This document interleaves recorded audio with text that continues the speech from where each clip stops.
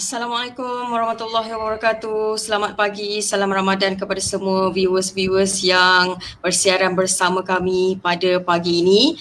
Kali ini kami bawakan anda grup Librarian Ideas dengan sembang santai. Alhamdulillah telah sampai ke series 7. Kita berasa amat berbesar hati pada pagi ini. Kita ada 3 orang panel yang kami bawakan untuk anda semua. Yang pertamanya kita ada Encik Syafiq Rizwan, merupakan seorang pustakawan daripada Perpustakaan Kuala Lumpur. Kemudian kami bawakan kepada anda, mungkin ramai yang mengenali Puan Nur Farah Wahidah, merupakan pustakawan kanan daripada Perpustakaan UiTM Kampus Pahang. Dan seterusnya kita ada ahli panel yang sangat berjaya dalam menghasilkan pelbagai penulisan dan menghasilkan juga protege-protege yang menulis. Kita bawakan bersama pada pagi ini Tuan Zamri Muhammad, dan kami sangat berbesar hati. Terima kasih sekali lagi kepada ahli-ahli panel yang sudi bersama kami di dalam series 7 pada pagi ini. Baik, tajuk pada pagi ini kita masih lagi nak menunggu 10, dah pukul 10 pagi nampaknya. Pagi ini kami bawakan satu topik yang kiranya agak menarik, iaitu impak media sosial terhadap perkhidmatan perpustakaan. Baiklah, sebelum kita meneruskan soalan kepada ahli panel, ingin saya nyatakan di sini untuk memaklumkan bahawa setiap pendapat yang diutarakan ataupun apa yang disampaikan oleh setiap ahli panel ini merupakan pendapat peribadi dan tidak tertakluk kepada organisasi dan tidak menyinggung mana-mana pihak, adalah bertujuan untuk perkongsian semata-mata. Dan kami mengharapkan kepada anda semua, sekiranya ada sebarang pendapat, sekiranya ada sebarang soalan, anda boleh saja menyatakan soalan. Memang ada guideline kami letakkan di bahagian komen. Kami juga ada rakan-rakan grup Librarian Ideas di belakang tabir. Pada pagi ini kita ada Encik Ikhwan, kita ada Encik TS Amirul, kemudian kita ada Dr. Faizal. Mereka juga akan membantu untuk membawakan soalan-soalan, dan kami juga mengharapkan sekiranya anda di hujung-hujung sesi nanti ada viewers yang sudi untuk live bersama kami di platform StreamYard. Kami akan meletakkan pautan dan kita akan bawakan anda terus bersama-sama bertanyakan soalan kepada ahli panel kita.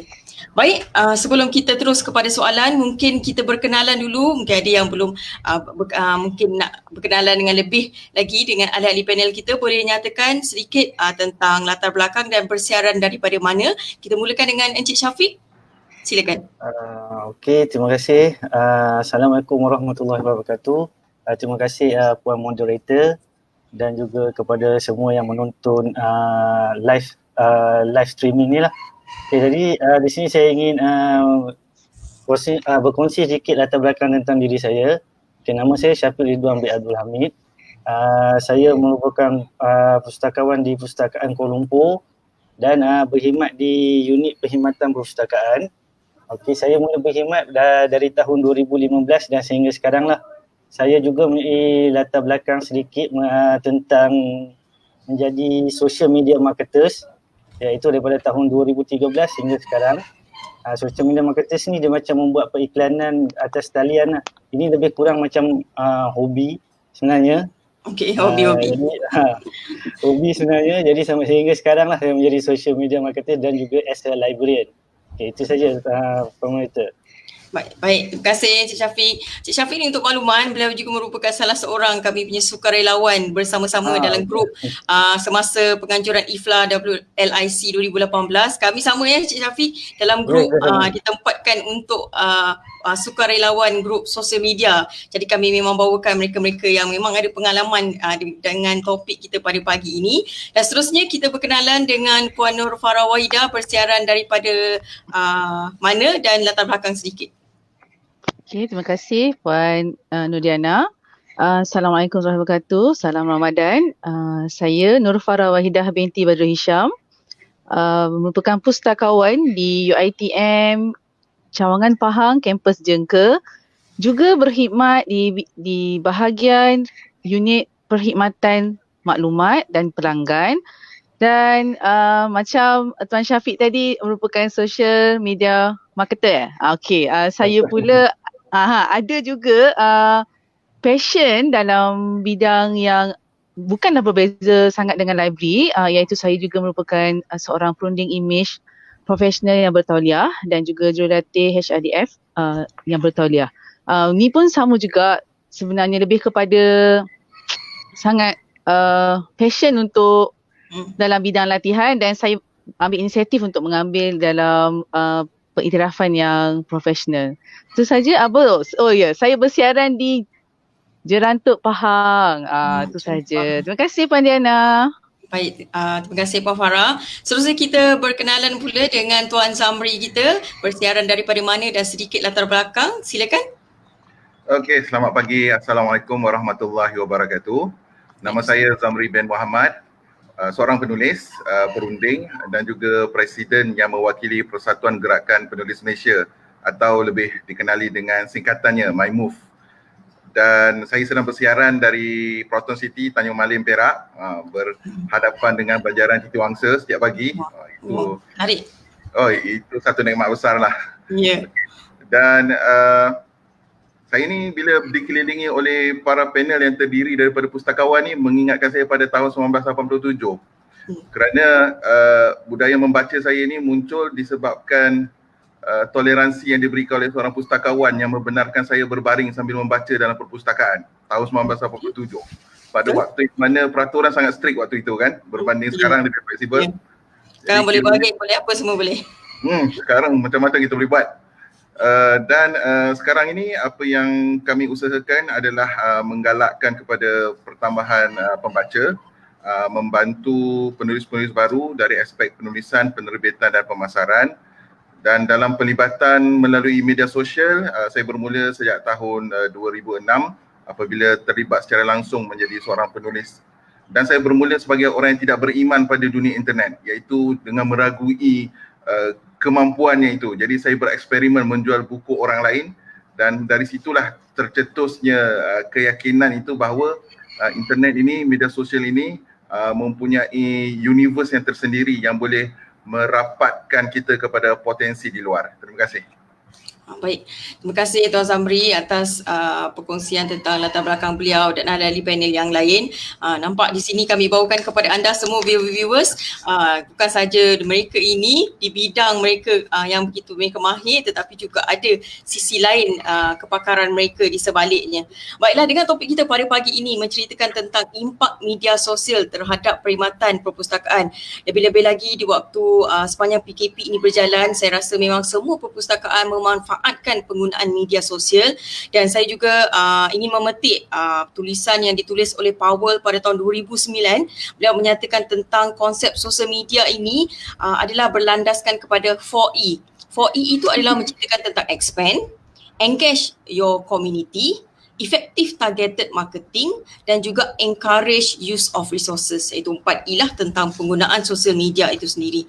Baik, tanpa melengahkan masa, kita akan terus kepada soalan yang pertama, iaitu saya ingin bertanyakan kepada ahli panel kita tentang bagaimanakah perpustakaan di organisasi tuan-tuan dan puan-puan menggunakan media sosial ini dalam mempromosikan perkhidmatan dan operasi perpustakaan. Mungkin boleh berkongsi dengan kami pada pagi ini, dan soalan ini saya ingin tanyakan kepada Encik Syafiq dahulu, bagaimana perpustakaan Kuala Lumpur sendiri menggunakan media sosial ini dalam mempromosikan perkhidmatan dan operasi perpustakaan. Silakan Encik Syafiq. Okey. Untuk Perpustakaan Kuala Lumpur, kita mempunyai beberapa platform media sosial lah yang kita guna. Antara yang common macam semua orang tahu, kita ada Facebook page, iaitu Facebook page Perpustakaan Kuala Lumpur. Kita juga ada Instagram, kita ada YouTube channel dan kita ada Google My Business. Okey, di sepanjang PKP ni juga kita ada mewujudkan dua lah platform baru untuk mempelbagaikan platform media sosial kita, iaitu kita ada buat Telegram groups channel dan sekarang ni ada 500 lebih yang join channel tersebut. Dan juga kita ada buat satu lagi Facebook, iaitu Group Friend of Pustaka KL lah.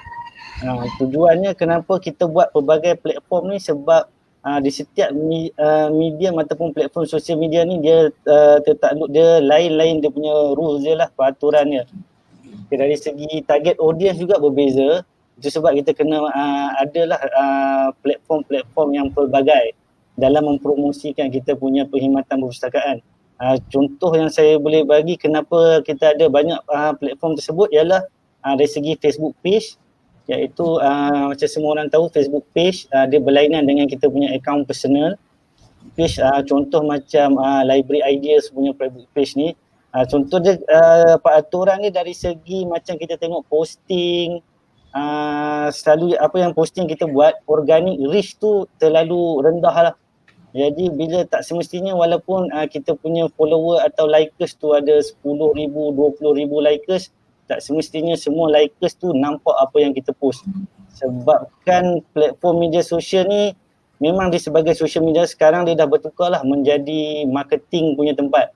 Maknanya dia nak kita spend duit, kita buat ads, baru dia akan tunjuk kita punya posting kepada target-target audience kita. Untuk organic reach memang sikit lah, sebab kita kena terpaksa mewujudkan pelbagai platform bagi untuk support kita punya promosi dan juga ni lah. Jadi lagi satu yang saya nak terangkan ialah Google My Business. Okey, benda ni sangat menarik. Google My Business ni adalah percuma saja, iaitu Google akan createkan satu tempat lah di mana dia macam platform juga. Bila kita buat contoh, kalau siapa nak tengok dia dalam search, Google search, boleh search organisasi masing-masing lah. Contohnya macam kita search Perpustakaan Kuala Lumpur, dia akan keluar di sebelah kanan tu ada Google My Business. Jadi Google ni dia createkan tempat itu berpandukan kita punya Google Map, dia link dengan Google Map, dan dia akan createkan satu platform. Di situ user boleh bagi review, user boleh hantar gambar, user boleh komen dalam tu. Jadi saya nak kat sini saya nak bagi tahulah supaya organisasi-organisasi yang ada wujudnya Google My Business dah create untuk ambil alih platform tersebut. Dari sini kita boleh tengoklah review-review daripada user, dan juga kita boleh blast juga kita punya promosi dan perkhidmatan. Waktu kita boleh edit kita punya waktu perkhidmatan, kita boleh bagi tahulah penerangan tentang library tutup ke masa PKP ni, extend kita punya overdue untuk dalam masa PKP ni, sepanjang PKP ni lah. Okay, itu saja dari saya. Menarik Google My Business tu, saya pun baru dengar juga. Jadi kiranya Cik Syafiq, bila pengguna perpustakaan tu nak cari tentang Perpustakaan Kuala Lumpur, jadi Google akan tarik lah hits yang berkaitan dengan Perpustakaan Kuala Lumpur tu sendiri Bukan, dia di-create sebabkan dia link dengan Google Map. Jadi Google akan createkan satu macam lokasi lah, tempat itu. Contoh macam Perpustakaan Kuala Lumpur, bila search di Google, dia akan ada di bahagian belah kanan tu, kita tengok waktu operasi, review, dia akan auto create. Jadi kita sebagai organisasi yang ada benda tu, saya serulah supaya siapa-siapa ambil alih benda tu. Kita boleh ambil alih. Dia akan minta kita punya email rasmi dan juga nombor telefon office apa semua, dan dia akan hantarkan kod di situlah kepada office. Dari ke sini kita tak tahu pun sebenarnya banyak turis komen, turis review kita punya library, tapi kita tak tahu pun sebenarnya ada orang review. Jadi kalau bila ada kan Google for Business ni, kita boleh masuk act as a place tu, kita reply balik terima kasih review, ataupun kita jawab lah komen-komen yang user tanya tu. Baik, menarik. Baik, seterusnya saya ingin bertanyakan soalan yang sama. Bagaimana perpustakaan di UiTM kampus Pahang menggunakan platform media sosial ini untuk mempromosikan perkhidmatan kepada pengguna perpustakaan. Mungkin Puan Farah Wahidah ada perkongsian daripada Puan sendiri? Puan Farah, unmutekan mic. Unmutekan mic. Okay, boleh dengar Boleh. Okay, untuk UiTM Kampus Pahang, kami untuk jengka, kita memang mempromosikan perkhidmatan. Sebelum PKP memang kita dah buat dah, tetapi lepas semasa PKP ni memang lagi meningkat lah yang kami banyak menggunakan platform media sosial ni. Kepada Facebook page, dan juga IG, Twitter, YouTube, dan kami juga ada Telegram channel yang mana subscribernya 500 plus juga. Okey, dekat sini kita boleh tengok bila kita promote menggunakan media sosial ni, capaian kepada pengguna itu dapat lebih lagi. Sebab saya boleh lihat pada feedback yang WhatsApp personal. Sebab kita ada promote juga nombor-nombor peribadi dekat channel ini. So bila ada feedback yang memang terus dapat dia naik poster, ada orang contact means that ada feedback lah kan. So dekat situ nampaklah ada lah yang beberapa tu memang betul-betul berkesan, dan ada tu mungkin kita boleh here and there baiki lagi. Apa yang kami promote dekat platform-platform Facebook, IG, Twitter dan yang saya sebutkan tadi adalah berkenaan dengan waktu perkhidmatan, tempoh pemulangan buku, juga beberapa kata-kata untuk galakan membaca, maklumat-maklumat berkenaan dengan bagaimana nak membaca dengan lebih baik, pertandingan-pertandingan. Ini yang leisure lah. Kita buat macam contoh untuk, sebab saya dekat UiTM Pahang, saya juga merupakan staff resident college, iaitu macam warden lah kan, duduk kat college. Kami nak bagi juga dekat pelajar-pelajar kat college ni yang tak dapat balik kan sepanjang PKP tu, kami ada buat read your e-book and win T-Life. Yang itu memang student suka sangat-sangat dan memang berebut-rebut lah nak masuk kan kiranya. Dan maksudnya pertandingan tu kita buat untuk menggalakkan pelajar explore e-book kita dan juga menang T-Life. Dekat Jengka tu T-Life tu sangat famous semua pelajar pun sangat suka. Dan kita juga mempromosikan beberapa perkhidmatan lain seperti kelas kemahiran maklumat online, apa cara-cara teknik pencarian, nak cari online thesis bagaimana, nak cari online database bagaimana. So itulah platform-platform yang kita gunakan untuk sepanjang PKP ini dengan lebih lagi. Itu sahaja Puan Diana. Kembali pada Puan Diana. Terima kasih Puan Farah. Baik, Sama. itu adalah strategi yang digunakan di perpustakaan kampus Pahang dalam menarik pengguna perpustakaan ni join berinteraksi, dan apa juga yang kita blast tu sama-sama jugalah kiranya digunakan, contohnya macam resources perpustakaan, bahan-bahan sumber maklumat semuanya digunakan oleh pengguna perpustakaan. Macam saya ingin berkongsi jugalah di perpustakaan kampus Puncak Alam semenjak PKP pertama tu kami mengambil inisiatif wujudkan Telegram. Jadi sebab sebelum ni tak ada Telegram, jadi kemudian kami mengambil pendekatan. Cuma dia punya subscribers tu statik lah sampai ke PKP 4 ni, statik sampai 147 saja. Ada masa dia kurang, ada masa dia, tapi dia tidak lebih daripada 150 lah. Mungkin nanti kena belajar dengan Puan Farah dan juga Cik Syafiq sendiri macam nak naikkan subscribers ke, boleh share-share lah dengan kami nanti. Baik, seterusnya saya ingin bertanyakan soalan yang sama kepada panel kita yang seterusnya. Kepada Tuan Zamri sendiri, bagaimana organisasi Tuan menggunakan secara sepenuhnya penggunaan media sosial ini dalam mempromosikan perkhidmatan ke apa saja yang Tuan ingin berkongsi dengan kami pada pagi ini. Silakan. Okey, baik, terima kasih. Bercakap mengenai penggunaan media sosial untuk tujuan kempen yang kami usahakan, dia dipecahkan kepada beberapa fungsi ataupun beberapa situasi.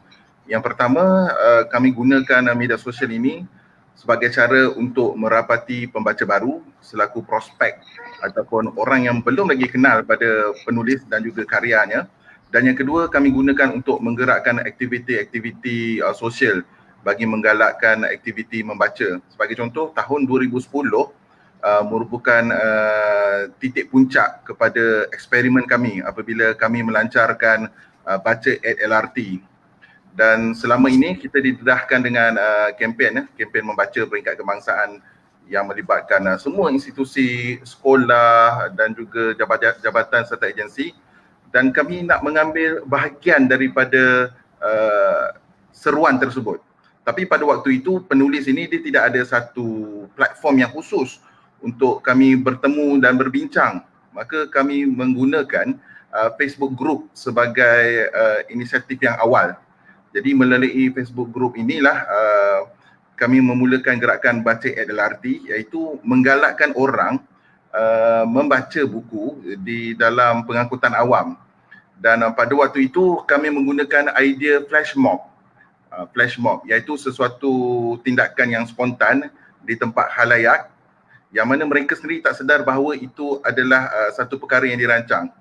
Dan saya masih ingat lagi tahun 2010 Januari 16 Januari 2010 jam 10 pagi dalam tempoh 2 bulan sebelum acara baca LRT itu, tugas saya adalah sebagai propaganda lah. Hari-hari saya jual mimpi pada semua follower di Facebook ni. Waktu tu kumpulan yang kami ada pun sangat kecil. Jadi kami ada sekitar 10 orang yang bekerja menyebarkan. Jadi saya bertindak sebagai penulisnya dan 9 orang lagi bertindak sebagai penyebar ke komuniti masing-masing. Apa yang kami buat adalah selama 2 bulan itu hanya ada satu pujukan saja, iaitu pada 10 pagi 16 Januari 2010, saudara tidak kenal saya tidak kenal saudara, tetapi kita kenal satu sama lain kerana buku yang kita bawa. Jadi berkumpullah di terminal LRT Putra Gombak. Kita akan masuk pada jam 10 pagi, 5 minit kemudian kita akan membaca secara serentak. Jadi benda ini digerakkan menggunakan sosial media 100%, sebab kapasiti kewangan pun tidak mencukupi. Cuma apa yang menarik bila kami gerakkan program flash mob sebegini, dia memberi impak psikologi kepada halayak yang tidak tahu menahu apa yang berlaku. Mereka rasa resah bila mereka dikelilingi oleh orang yang sedang membaca buku. Seolah-olah mereka bukan sebahagian daripada masyarakat. Jadi keresahan tu yang kami nak timbulkan sebab dia memberi kesan psikologi yang besar.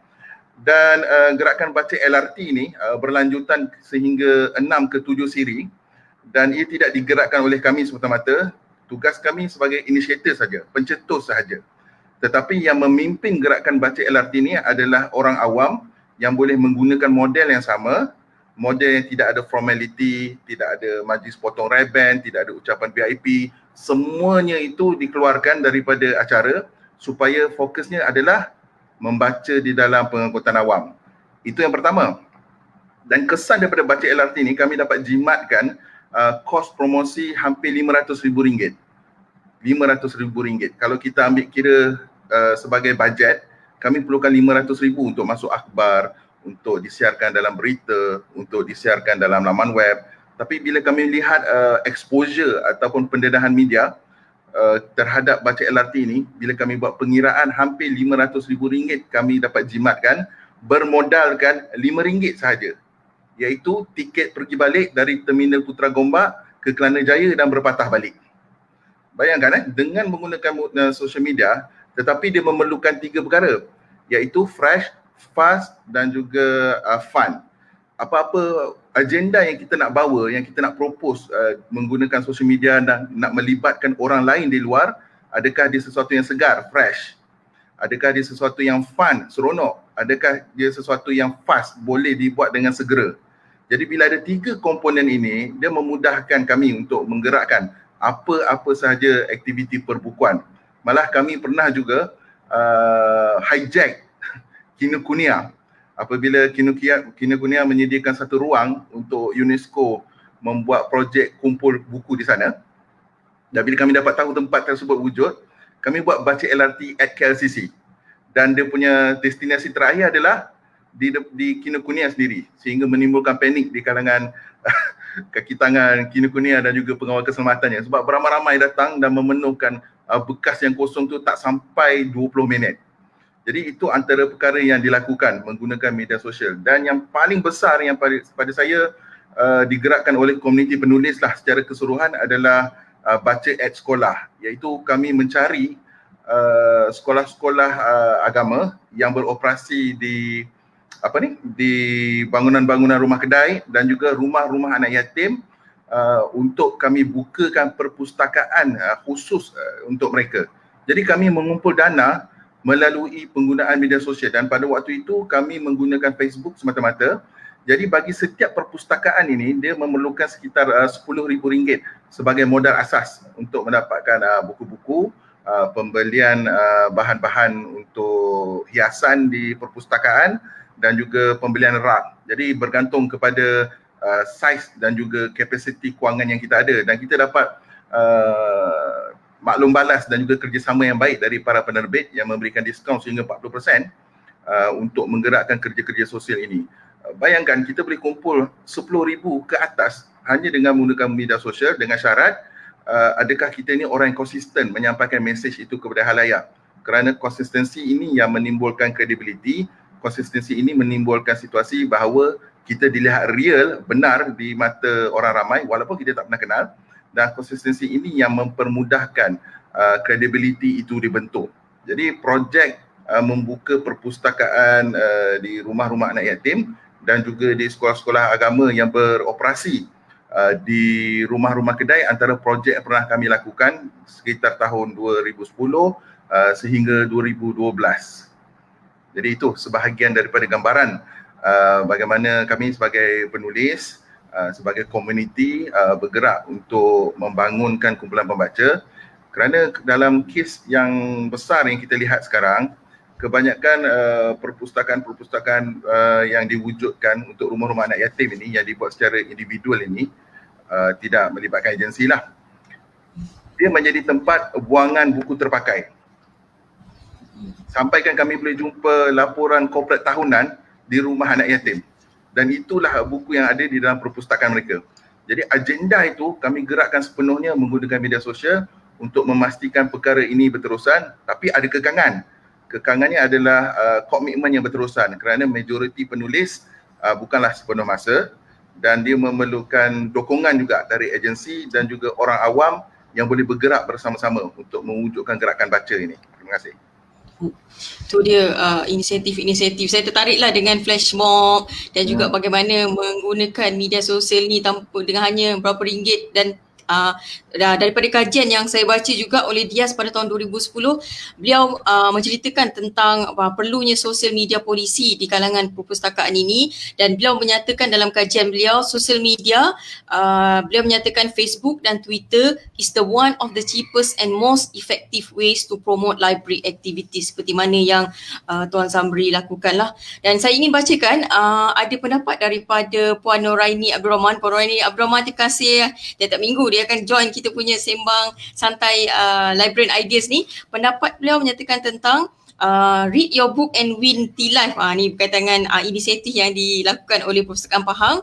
Something crossed to my mind, we can try to collaborate with the T-Life. Kena pi suar muka dekat T-Life ni. Sebenarnya kita kena engage dan collaborate sebenarnya bersama dengan T-Life ke student sekarang kan BPNU ni diorang kopi-kopi ni memang hipster kan. Baik, seterusnya pendapat juga daripada Puan Noraini Abdul Rahman. Puan Noraini Abdul Rahman ni merupakan perpustakaan daripada Perpustakaan Awam Kedah. Beliau menyatakan pendapat setuju dengan pendapat Tuan Zamri, flash mob dewasa ini sangat berkesan dengan kewujudan sosial media sosial. Kuasa viral sangat memainkan peranan untuk promosi projek fresh, fast dan fun. Saya pun dah tulis kat sini 3F. Kalau tadi kita ada mention tentang 4E, sekarang ini adalah 3F. Dan ada pendapat daripada Encik Suhaimi Jamaluddin, tahniah kepada Tuan Zamri dan tim atas inisiatif program yang dijalankan. Dan ketika ini kita telah bersiaran bersama-sama dengan 200 viewers. Alhamdulillah, terima kasih kepada mereka yang bersama-sama dengan ahli panel, dengan tim Librarian Ideas pada pagi ini. Baik, ada soalan ni daripada Encik Yazid Muji. Encik Yazid ni merupakan pustakawan daripada Unit 10. Beliau bertanyakan soalan bagaimana ingin kita mengimbangi agar media sosial ini memberi impak positif berbanding negatif, kerana kerisauan saya masa kini banyak memuatkan posting yang negatif. Apa pandangan sahabat-sahabat? Mungkin Encik Syafiq boleh menjawab soalan ini sebab kita pun tahulah sepanjang PKP ni banyak tersalah, terlajak, tertulis, lepas tu keluar statement terhack, maafkan saya dan macam-macam lagi sepanjang PKP ini dengan penggunaan media sosial yang kita boleh nampak negatifnya, sisi negatifnya itu. Mungkin Cik Syafiq boleh menjawab soalan daripada Encik Aziz ini. Okey, bagi menjawab soalan ni, sebenarnya kembali kepada kita tak boleh kawal sebenarnya. Cuma ini adalah masing-masing punya pendapat dan masing-masing punya Facebook. Cuma kalau sebagai admin page ataupun admin social media platform lain, mungkin kita boleh dari segi content creator tu lah. Sama ada ini sebenarnya paling penting lah, content creator ni sebenarnya susah buat benda ni, memerlukan banyak pendapat, ideas, kita kena tunjuk dulu, proofreading untuk segala konten yang keluar. Tapi dari segi Facebook peribadi apa semua memang kita tak boleh nak kawal lah. Yang tu masing-masing. Cuma dari segi negatif feedback dari kepada page kita apa semua, kita just sama ada block ataupun delete saja komen tersebut. Saya saja kalau kita delete pun, orang yang kita delete komen tu still nampak komen dia tapi dia tak tahu pun kita delete. Itu dari segi teknikal je lah. Memang kita tak boleh nak kawal sosial media ni, ini semua inisiatif dan datang daripada diri sendiri. Itu pendapat saya lah. Baik, saya ingin dengarkan pendapat daripada Puan Farah. Bagaimana Puan Farah? Puan Farah pun saya perasan di Facebook personal juga ada mention tentang say no to fake news, fikir dulu sebelum tulis. Apa-apa pun kalau tidak ada apa-apa, baik jangan tulis apa-apa. Jangan involve dengan apa-apa yang boleh menyinggung mana-mana pihak. Mungkin Puan Farah ada pendapat sendiri tentang soalan daripada Cik Aziz ni. Okay, terima kasih Puan Dana. Memang betul sebab banyak kes kita tengok, bukan baru-baru ni saja punya kes. Awal-awal masa mula-mula PKP tu, mula-mula sebab dia new normal tau, new normal. Orang masih sedang cuba adapt, nak terima live yang kerja daripada rumah, nak terima yang tak boleh keluar, ada dia punya syarat-syarat. Masa mula-mula tu kan macam agak huru-hara sikit semua orang nak adapt dengan perkara yang sedang berlaku. Jadi apa yang boleh dilempiaskan perasaan itu di social media lah. Macam saya setuju dengan Tuan Syafiq cakap tadi ya, yang page memang kita boleh control. Kadang-kadang ada yang di tag Facebook kita kan, Facebook rasmi kita. So kita boleh tak payah tak accept lah, tak payah add to timeline. Tapi yang personal pada saya memang kalau rasa macam nak tulis sangat-sangat tu, tekanlah butang only me tu. Itu cadangannya. Kalau macam nak sangat tulis, ya Allah tak boleh tahan lah ni. So memang tekan only me, tulis lah apa-apa pun. So you can see that. Okay, kalau tu yang pertama lah. Yang kedua pada saya untuk cara macam bagi teknik pula ya. Ialah jangan post ketika marah. Kalau dia macam ni tau. Ni saya cakap tadi saya juga. Orang boleh rasa ya kalau kita marah dan kita tulis. Sebenarnya orang boleh rasa sebab kalau kita berjaya mengawal emosi tak apalah, tapi kalau tak berjaya tergerincir sana sini, impactnya mungkin seorang yang buat, lepas tu orang lain akan terasa. Macam Tuan Yazid punya soalan tadi kan, bagaimana nak imbangkan positif negatif kan. Itulah yang page tu memang kita boleh control, tetapi yang ada page at least kita start dengan diri kita lah. Kalau rasa nak menulis banyak dengan marah, tulislah di only me. Terima kasih. Itu dia tips perkongsian daripada Puan Farah. Mungkin Tuan Zamri nak menjawab soalan daripada Encik Yazid ni. Bagaimana nak mengimbangkan media sosial ni antara impak positif berbanding negatif tu sendiri. Okey, baik. Sekarang ni lebih banyak menyentuh tentang isu maklumat yang tidak sahih ataupun berita tidak benar, fake news. Dan apa sebenarnya mesej yang kita dapat daripada semua perkara ini, seolah-olah tak terkawal. Saya membuat beberapa hipotesis lah, andaian. Yang pertama adalah kita dikelilingi oleh orang yang baik-baik. Tetapi orang baik-baik yang tidak menulis. Apabila tidak menulis, lompang itu wujud. Dan bila lompang itu wujud, dia perlu diisi oleh sesuatu. Dan sesuatu itu sekarang apa yang kita lihat, mereka yang ada masa dan ada peluang dan ada ruang mempengaruhi orang lain menggunakan penulisan mereka. Yang kita lihat sekarang adalah fake news itu sendiri. Jadi selagi mana kita tidak mendorong satu gerakan yang sangat kuat kepada orang-orang baik di sekeliling kita ini untuk menulis, ketidakseimbangan itu akan terus berlaku. Kita akan tertewas atas kebatilan itu kerana kebenaran itu tidak diperkuatkan. Alat perang itu tidak dipersiapkan. Kudu-kudu perang ini tidak diletak di depan. Kita berharap keadaan itu berubah. Tetapi harapan tanpa tindakan ini seperti menunggu hujan yang turun dari langit. Tapi awannya itu tidak kelihatan. Jadi apa yang perlu dibuat? Pertama, kita kena dorong orang-orang yang kita kenal pasti mempunyai credibility tertentu, mempunyai pengetahuan dan pengalaman tertentu, menulis. Sebab mereka ini adalah micro influencer. Sebab dalam social media ini, yang menang adalah siapa yang mempengaruhi, yang menang siapa yang mempunyai persepsi yang dipersetujui ramai. Kebenaran dah jadi nombor 2. Tetapi bagaimana orang persepsikan maklumat tersebut yang menentukan sama ada benda itu akan diviralkan atau tidak.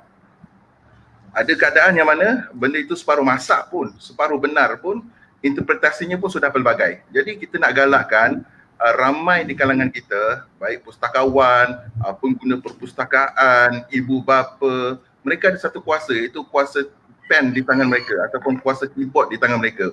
Ini adalah super power yang tak pernah digunakan oleh ramai orang baik-baik di sekeliling kita. Jadi kita nak banyakkan dari segi kuantiti. Sebab kuantiti will beat fake news itu sendiri ataupun benda-benda yang negatif. Itu yang pertama. Yang kedua, bila kita berhadapan dengan serangan netizen ataupun komen-komen yang mungkin mencalarkan organisasi kita sendiri ataupun menyerang secara individu, satu soalan yang perlu kita tanya pada diri kita adalah adakah individu ini significant or non-significant? Kalau dia orang yang significant, yang mana kata-katanya itu memang perlu kita dengar dan ambil kira, kita terima. Tapi bila non-significant to others, yang itu kita boleh seperti yang Tuan Syafiq buat lah. Assalamualaikum, Waalaikumsalam. Kita delete sahaja. Ataupun kita ignore. Ignore ini pun satu bentuk pemulauan terhadap komen-komen negatif. Sebab manusia ni, kalau bercakap seorang diri, lama-lama dia penat dan dia akan diam. Tapi kalau ada echoing dia lontarkan satu, kita balas, kita pergi tinggalkan emoticon, dia makin lama makin marah. Jadi kita menyekatnya dengan mengenal pasti dia ni signifikan ataupun non-signifikan. Sebab dalam kes kami pun bila menggerakkan persatuan ini, ada ke orang gelar ini geng-geng buat seminar dengan bengkel lah ni. Sebab persatuan kami ni memang bergerak dengan proses pendidikan, buat kursus, buat bengkel, buat coaching. Sebab pendidikan yang boleh mengubah situasi, iaitu menyampaikan maklumat. Dan yang ketiga, untuk kita mengimbangi situasi ini adalah biasakan menulis maklumat mengatasi pendapat. Sebab pendapat adalah sesuatu yang arguable, debatable, yang boleh didebatkan, yang boleh dipersoalkan, yang boleh diragui. Sebab bila kita lontarkan pendapat, benda tu memang dia seperti satu punching bag yang semua orang boleh pukul. Tapi bila dia sesuatu yang bersifat maklumat, solid, pukulan tu tetap ada, tetapi impactnya itu lebih rendah. Sebab dia tak boleh nak bawa ke depan untuk diperhangatkan lagi. Jadi kita lihat adakah kebiasaan kita ini menulis menggunakan maklumat ataupun melebihi pendapat berbanding maklumat itu sendiri. Jadi itu antaranya lah bagaimana untuk kita imbangi negatif dan positif dalam sosial media ini. Dan ini adalah peperangan yang berterusan. Dia takkan berhenti, dia takkan tamat. Cuma persoalannya, adakah kita akan pilih ini sebagai satu perjuangan kita yang kita akan buat secara istiqamah ni, ataupun pada satu keadaan kita akan rasa penat. Dan bila rasa penat ini yang penting apabila kita rancang. Media sosial ini bukan saja untuk kita saja gerakkan, kita mesti ada perancangan untuk membangunkan komuniti. Ini yang berlaku pada JAKIM. Dia ada sahabat JAKIM yang setiap kali bila ada isu-isu kontroversi yang menyerang JAKIM tentang isu halal, sahabat JAKIM ni memang ada maklumatnya dan mereka ni ada beratus ribu orang. Sama seperti sahabat Perpustakaan Kuala Lumpur lah. Lebih kurang begitu dia punya nature-nya. Sebab akhir sekali yang akan mengawal keadaan ni bukan individu. It's a collective group of people. It's a tribe. Kumpulan ini. Dan kumpulan ini mesti berkongsi visi yang sama. Dan walaupun mereka bertindak kecil tetapi konsisten, itu cukup. Terima kasih. Baik, terima kasih kepada ahli panel. Saya rasa menjawab soalan yang diutarakan oleh Encik Yazid tadi. Baik, saya bacakan juga pendapat daripada Dr. Ghazali. Terima kasih Dr. Ghazali sentiasa memberikan pendapat yang sangat baik di platform Sembang Santai ini. Beliau menyatakan tentang my observation when I was in the commuter train. Dr. Ghaz ni dia tiap-tiap hari sepanjang bekerja di Bank Negara Malaysia memang adalah pengguna tega train komuter. Beliau menyatakan bahawa tiap-tiap hari ulang-alik kerja, statistically there was about 5% in a coach were reading. With 6 coaches, there were a total around 30. Still very low but encouraging. Now that sure, maybe lepas PKP ni nak naik komuter, kena kira berapa ramai. Itulah dengan jarak sosial dan sebagainya. Kemudian ada pendapat daripada Muhammad Salbihan Salman. Terima kasih. Tiap-tiap minggu ni juga kita punya viewers yang selalu juga join. Saya pernah join dengan kelas Sifu Buds. Ni yang jenis yang mereka pergi bengkel-bengkel, media sosial ni. Antara sosial media dikategorikan mengikut kategori Facebook page branding and awareness, IG untuk promosi dan menarik orang untuk terus join, YouTube paling efektif terutama manual or how to use, Twitter untuk melihat dan mendekati Gen X, Z. Dan ada juga pendapat Yen Falin, tips yang menarik Puan Farah, mungkin boleh juga nanti buat di library mereka juga. Dan ada juga lagi pendapat kerana baca at LRT yang diperkenalkan oleh Tuan Zamri, kami di USM telah perkenalkan baca at perpustakaan PHS USM dan kami melakukan beberapa kali flash mob di foyer perpustakaan USM ni. Inisiatif yang dijalankan oleh Tuan Ikhwan dan rakan-rakan mereka di perpustakaan USM. Ramai pelajar USM yang sertai pada ketika itu. Terima kasih Tuan Zamri kerana perkenalkan inisiatif itu. Kita tak pernah buat ni lagi perpustakaan UiTM ni, mungkin kita cuba buat flash mob ni. Kalau sebelum ni kita buat jom baca 10 minit tu pun mendapat sambutan. Satu kita kena buat something fresh seperti yang dibuat oleh Tuan Zamri. Dan di sini ada juga adakah pendapat ke soalan ni daripada Sohaimi, adakah satu kajian kursus survey yang dijalankan oleh organisasi Tuan Puan dalam memperolehi data yang kukuh bahawa kuasa media sosial ini mampu tingkatkan perkhidmatan operasi di organisasi masing-masing? Mungkin Tuan Syafiq yang manage page Perpustakaan Kuala Lumpur, mungkin ada ke kajian selain melihat trend statistik? Macam kami sendiri di Perpustakaan Puncak Alam, memang kita post dan sebagainya, cuma kita ada tengoklah trend macam tu. Kajian kita tak pernah buat lagi. Kita tahulah macam di Library Idea sendiri, kami tahu kami punya viewers ataupun yang like ni datang daripada mana, banyaknya daripada Penang, kaum perempuan lagi ramai ya. So, tapi kajian tidak ada. Mungkin Cik Syafiq nak jawab sikit soalan ni. Okey, untuk berkenaan dengan kajian survey ni, sebenarnya Facebook ataupun platform-platform tersebut dah providekanlah untuk kita. Contoh macam Facebook page, dia ada insight. Di situ kita dah boleh tengok dah lah kita punya audience dan target audience ni datangnya daripada mana. Jadi untuk selain pada kajian, ada juga kita ada review. Kita open review untuk diorang boleh bagi review secara terbuka kepada kita punya organisasi. Yang tu untuk kita pitching to the highest punya organisation board lah. Contohnya macam mana kita punya social media, kita akan boleh print out dan tunjuk saja data ni. Data sekarang, data ni paling penting lah untuk menyokong kita punya kajian antara social media tersebut. Jadi kalau kajian khusus tu mungkin kena buat research lah. Yang tu itu memang kena ada unit untuk buat research, memang betul-betul research yang memang ada pakar, sama ada dia hire social media specialist di library ataupun organisasi mereka. Yang tu memang kita memerlukan kajian-kajian lebih terperinci lah. Itu saja. Baik, Cik Syafiq. Puan Farah pula mungkin Perpustakaan UiTM Pahang ni ada buat kajian ke, setakat tengok page insight saja ke, nak tengok trend, ataupun mungkin in future ada nak menghasilkan kajian khusus survey sepanjang PKP ni, bagaimana viewers, bagaimana respon dan sebagainya dalam penggunaan media sosial ni? Okey, terima kasih Puan Diana. Untuk UiTM Pahang, personally saya memang ada tanya lebih kepada pimpinan pelajar lah. Kita rujuk pada pimpinan pelajar. Survey, ialah mereka ni wakil pelajar kan, so kita tanya mereka dahulu bagaimana trend student sekarang lagi suka student sekarang lagi suka dapatkan maklumat di mana, Facebook ke, Twitter ke, sebab dia lain-lain, platform tu berbeza-beza kan. So kalau through dekat Telegram channel, you all subscribe tak? Ataupun kan takutkan kita sendiri-sendiri sahaja kan? Tu memang ada secara survey randomly lah. Tapi yang baru-baru ni saya ada juga buat sedikit soalan Google Form. Kita blast dekat pelajar-pelajar dan juga staff lecturer yang menggunakan, yang ada perasan tak media sosial, perpustakaan, adakah ianya membantu untuk capaian maklumat? Kebanyakannya memberi respon ya, membantu, dan mereka gemar Facebook. So dekat situ kita boleh tengok. Cuma macam Syafiq cakap tadi lah, kena detail lagi lah. Ni sekadar survey, kita nak tengok sahaja dahulu bagaimana mereka ni memberi feedback, maklum balas kepada apa yang kita buat. Itu apa yang saya buat lah. Okay, kembali semula pada Puan Diana. Baik, saya ingin tanyakan pada Tuan Zamri pula, bagaimana mungkin Tuan Zamri sendiri memang aktif menulis dan sebagainya, mungkin ada kajian ke survey khusus perlu dilakukan untuk kita tengok penggunaan media sosial ni di organisasi? Okey, baik. Dalam tempoh sekarang ini, dalam tempoh 2 tahun yang kebelakangan ini, survey adalah satu perkara yang wajib kami lakukan sebelum kami laksanakan apa-apa kempen ataupun gerakan. Sebenarnya pada tahun 2010 pun kami namakan gerakan rakyat membaca berbanding kempen membaca disebabkan survey.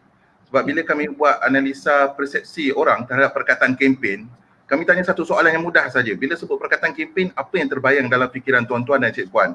Mereka terbayang apa? Mereka terbayang dewan, mereka terbayang ucapan, mereka terbayang majlis perasmian, mereka terbayang VIP dan juga mihun goreng di belakang. Jadi perkataan kempen tu sendiri menyebabkan kami, okay, yang ini tak boleh ni. Kalau kita guna perkataan kempen, dia akan kill the campaign back. Jadi kami gunakan perkataan gerakan, movement. Jadi bila dia sebut perkataan gerakan saja yang memenuhi 3F tadi lah, fun, fast and fresh tadi, dia mengubah tingkah laku. Sebab manusia ni, dia berubah tingkah laku disebabkan perkataan. Manusia berubah disebabkan naratif ataupun penceritaan yang disampaikan kepada dia. Jadi sebenarnya produk kita ni produk yang bagus. Perkhidmatan perpustakaan, buku-buku yang dihasilkan oleh penulis. Tetapi bagaimana kita menghasilkan naratifnya? Perkataan apa yang mencetuskan visual? Jadi dalam kes begini, bila kami buat survey, kami nak kenal pasti darjat bahasa pelanggan kita. Sebab pembaca ni dia ada beberapa kategori. Pembaca bermusim, pembaca cadangan, pembaca bersituasi, pembaca wajib, pembaca tegar. Jadi setiap 4 kumpulan ini adalah kempen yang berbeza. Jadi kami perlu buat survei untuk mengetahui situasi atau masalah yang dihadapi oleh setiap orang. Sampaikan pada satu keadaan, ini yang dilakukan secara personal lah. Apabila sebuah buku yang dihasilkan yang terbitkan oleh BTS, tajuknya Cinta Meraihkan Kasih di Langit Syurga. Buku itu merupakan buku yang tebal, hardcover, bercop emas, tapi buku itu berharga RM45. Agak mahal untuk orang membeli buku perhubungan pada harga RM45. Jadi apa yang kami buat adalah, berdasarkan survei tadi, kami dapati bahawa kami tak boleh promosikan dia sebagai bahan membaca. Kami promosikan dia sebagai hadiah untuk majlis kahwin. Datang daripada mana? Daripada survei. Iaitu kalau ada lelaki yang tak cukup bajet tetapi nak letakkan pinggan hantaran tu nampak mahal, beli buku ini. Sebab bila disinari oleh matahari berkilat-kilat tulisan emas tu, memang nampak mahal tuan. Walaupun harga dia RM45 sahaja. Strategi.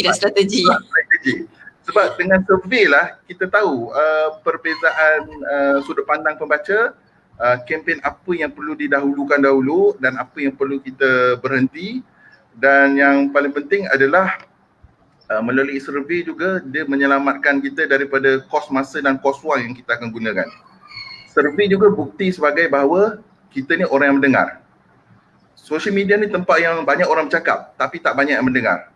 Itu sebab tuan-tuan dan cikgu perasan kegilaan orang jawab survei ni tinggi. Dan kegilaan ini bertambah lagi bila ada apps tertentu kan. Contoh, kalau semua perasan benda ni, ada satu apps, wajah anda seperti siapa 30 tahun akan datang. Apa kata Muhyiddin pada anda, contoh. Dan kita pun mainkan tu. Sebab game tu, gamification ada dalam survey. Dan survey itu sendiri akan membentuk tingkah laku manusia dan memberi kita respon yang lebih baik. Jadi jangan takut buat survey. Walaupun survey itu ringkas, survey ni paling tidak pada saya kalau dapat dalam 30 responden pun dah cukup bagus sebagai permulaan. Lagi besar datanya, lagi mudah kita jangka tingkah laku orang terhadap apa yang kita usahakan. Jadi gunakan survey. Okay, terima kasih. Baik Tuan Zamri, atas pendapat tadi. Baik, saya ingin membacakan, ini adalah pendapat daripada Dr. Ezan. Terima kasih Dr. Ezan. Dr. Ezan ni juga setiap minggu akan support dengan soalan-soalan dan pendapat-pendapat yang bernas.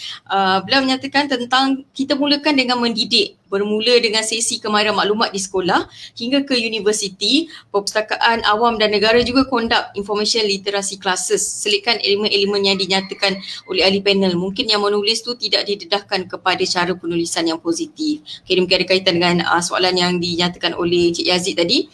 Dan ini ada soalan daripada Syahrudin Syafri. Soalannya adalah bagaimana nak mewujudkan environment di mana librarian menggunakan media sosial sebagai add value dalam perkhidmatan. Sebab macam kita tahu, media sosial ini tidak limit pada penggunaan Facebook saja. Kita ada, kalau student ataupun BBNU ni mereka tak ada Facebook, mereka ada Instagram. Dan kalau Twitter pula ada limit-limit angsara karakter yang kita boleh letak, tak boleh nak blur semua sekali. Kemudian kita ada dia punya sifat yang berbeza penggunaan media sosial. Kalau WhatsApp pula macam mana, WhatsApp group macam mana, di Telegram pula bagaimana cara kita nak berkomunikasi. Jadi mungkin Cik Syafiq boleh menjawab dulu soalan yang diutarakan oleh Cik Syahrudin Syafri ni, bagaimana nak wujudkan environment di mana librarian menggunakan media sosial sebagai add value dalam perkhidmatan. Silakan. Okay, terima kasih Pak Moderator.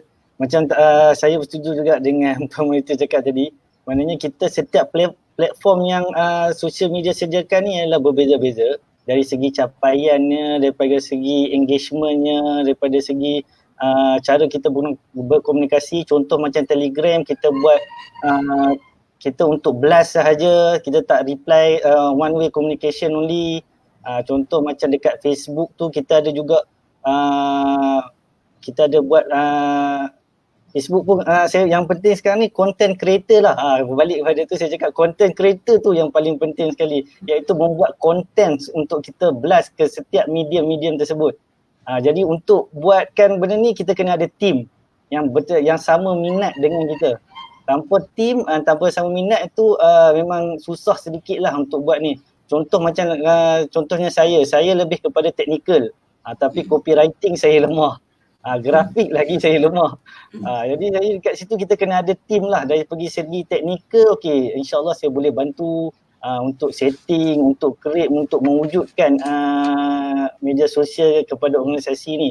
Tapi orang lain pun kena juga ada minat, ataupun kita kena ada satu unit khas lah yang untuk cater social media ni sebagai norma baru di dalam organisasi. Maknanya setiap organisasi dah kena hire specialist untuk kita tangani, untuk kita adapt the new normal ni. Itu sajalah. Ya, macam kami di Perpustakaan UiTM juga ada Jabatan Perpustakaan Digital. Mereka memang ada unit khas yang memang menjaga media sosial ni, Twitternya, Instagramnya, YouTube dan sebagainya. Dan kita kena meletakkan orang yang betul lah. Kalau orang tu pun tak ada media sosial, lepas tu nak suruh dia jaga Facebook, macam mana dia nak post dan sebagainya. Jadi mungkin kadang-kadang saya tambah sikit, kadang-kadang unit IT pun, IT tak semestinya diorang minat media sosial sebenarnya. IT more to hardware, software, ada yang networking. Kita tak boleh paksa orang IT ni buat sebenarnya. Sebab dia pun tak tahu, dia minat bahagian networking, cabling, semua macam tu lah. Tapi orang media sosial dia macam, saya tak boleh. Dia macam orangnya di belakang tabir, macam tu. Baik. Puan Farah pula bagaimana menjawab soalan yang diutarakan, bagaimana nak wujudkan environment di mana librarian menggunakan media sosial sebagai add value dalam perkhidmatan? Okey, pada saya kita kena start dengan kita ni dulu. Maksudnya kita ni librarian, pustakawan ni, kita start dengan kita punya Facebook personal dulu.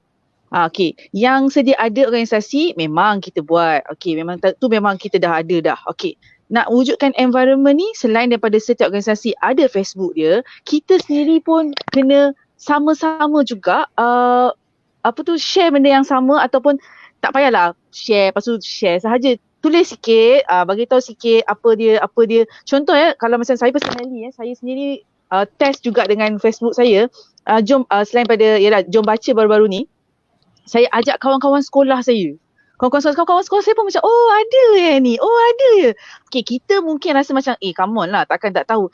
Tapi kena faham, komuniti kita memanglah tahu. Itu kerja kita. Tapi komuniti lain yang luar pada skop kita, sebab itu kita kena start dengan diri kita dulu. Pada saya lah. So kebanyakan pustakawan yang ada Facebook, kita start blast sikit-sikit. Buat sharing pasal buku ke, buat ni pasal ni ke.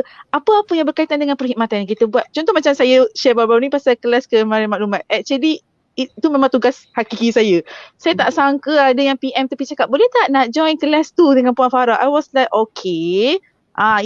Itu memang happen to me. So maksudnya kita sendiri memainkan peranan penting untuk membina persekitaran, environment yang menjadikan media sosial ni satu platform untuk organisasi kita. Itu sahaja pada saya, Puan Diana.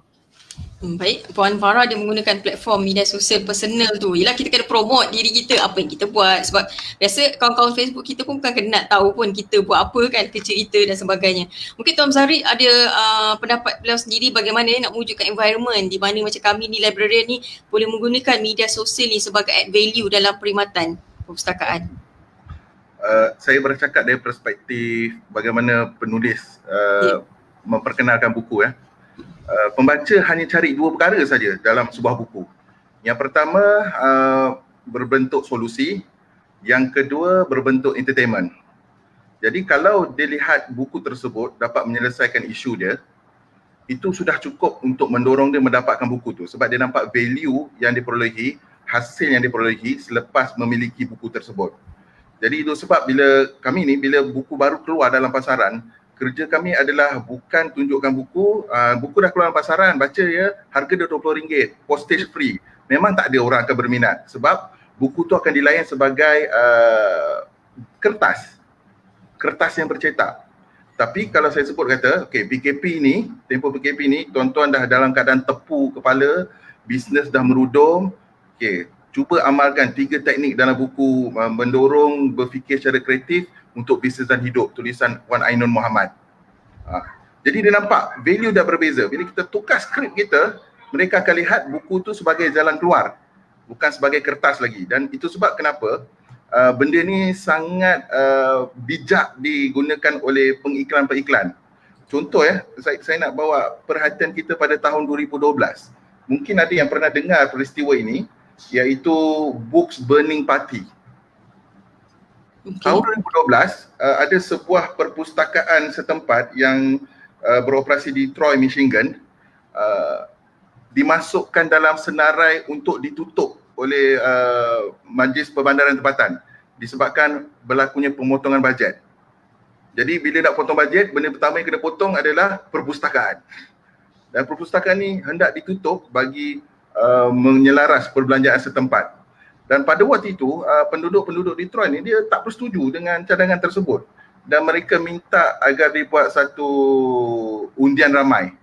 Undian ramai sama ada perpustakaan ini perlu diteruskan atau tidak.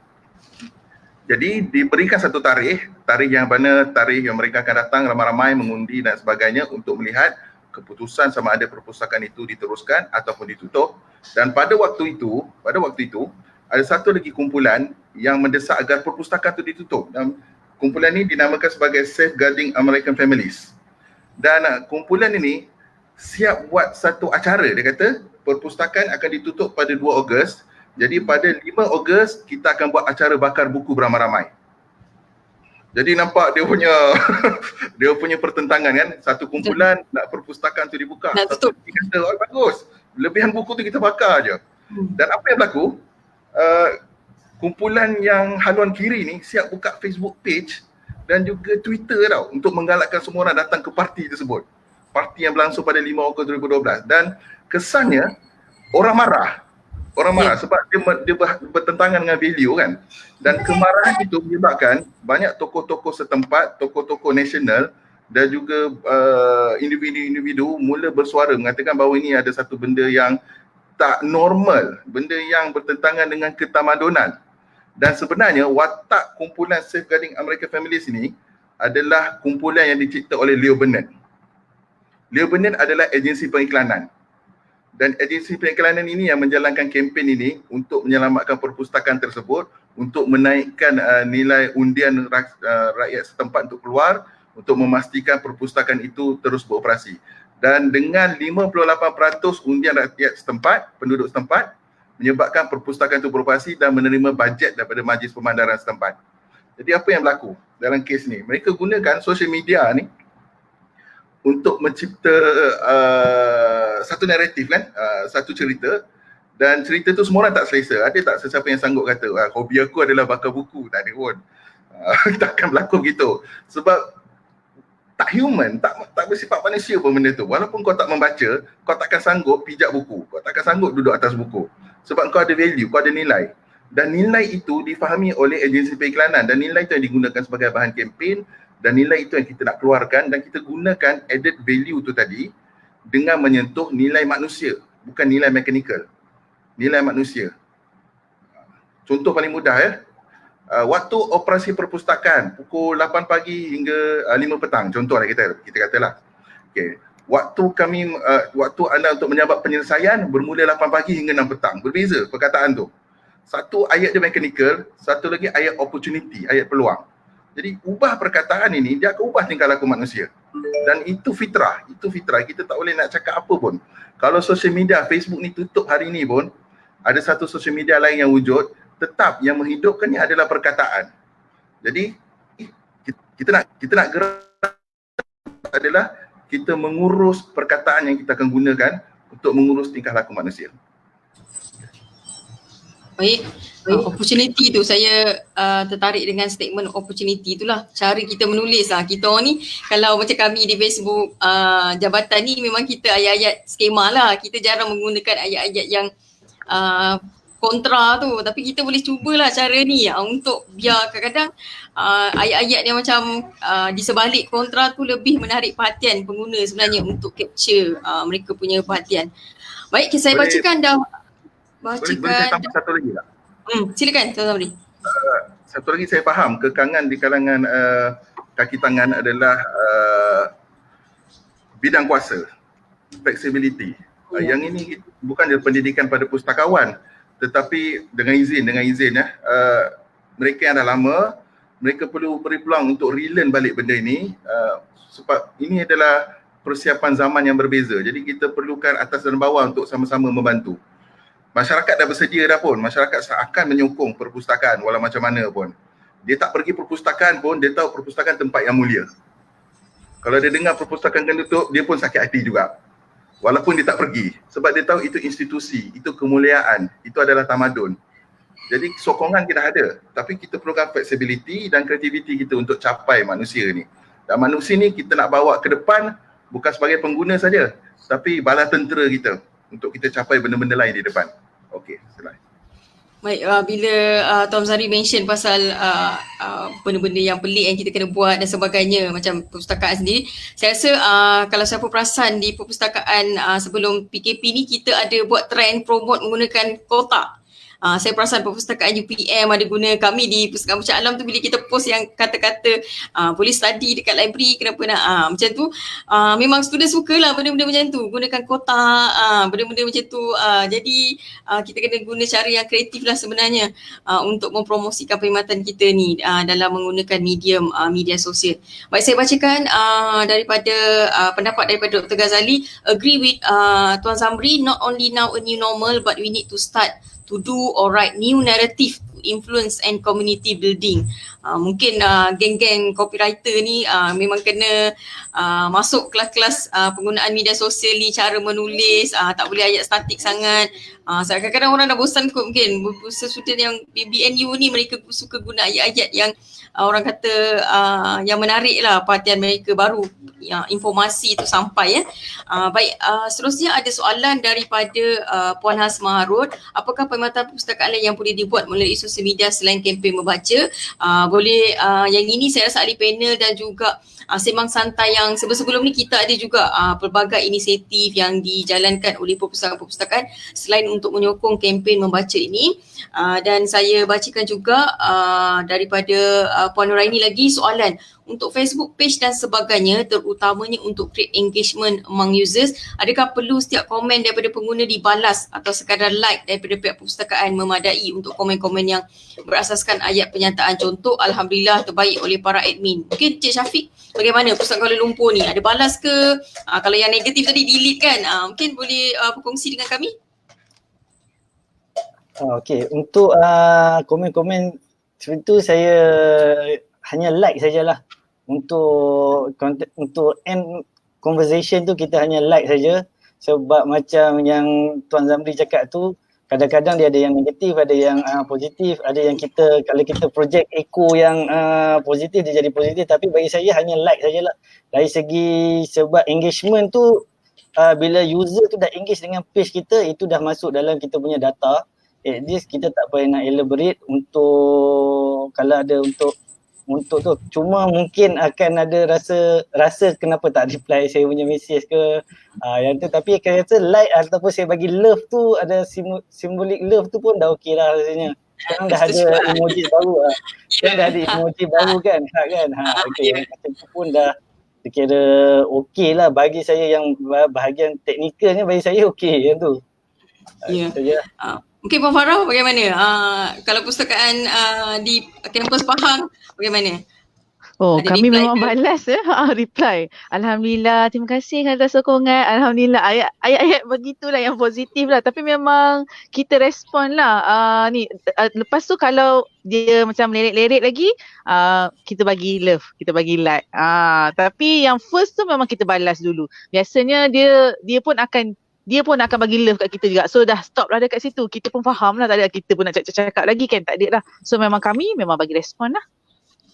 Baik, mungkin Wan Zamri bagaimana? Perlu ke kita reply setiap komen-komen ni ke, ataupun macam Cik Syafiq dia kata cukup lah. Kalau macam Puan Farah dia reply setiap satu. Bagaimana Tuan Zamri? Kalau saya, pertama kita akan tinggalkan jejak dulu, bermaksud kita membaca.